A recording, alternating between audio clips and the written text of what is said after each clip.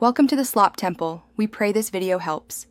In this video, I will explain how to put chlorine in an inflatable pool. First, gather your essential supplies, including small chlorine tablets, a floating dispenser, and a water testing kit. Make sure your inflatable pool is clean and filled with water to its recommended level.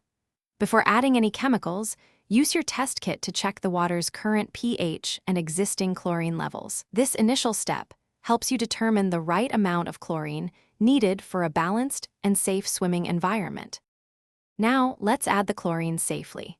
It's crucial to use a floating chlorine dispenser, as this ensures the chemical dissolves slowly and distributes evenly throughout the water.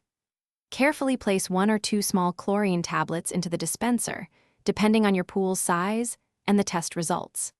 Never put tablets directly into the pool water without a dispenser, as direct contact can damage the liner and cause discoloration.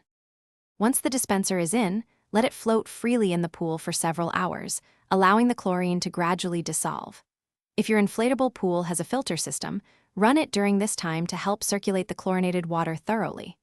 After a few hours, use your test kit again to recheck the chlorine levels.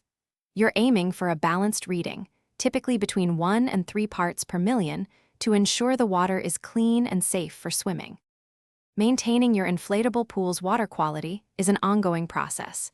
Continue to regularly check and adjust chlorine levels every few days, especially after heavy use or rainfall. Skim the pool surface for debris and clean your filter as needed to keep the water sparkling clear.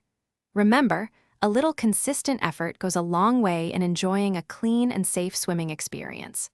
Also, be sure to check the description for a link to those fantastic leak-proof, meal prep containers and other great deals. Thanks for watching. Consider subscribing if we helped you.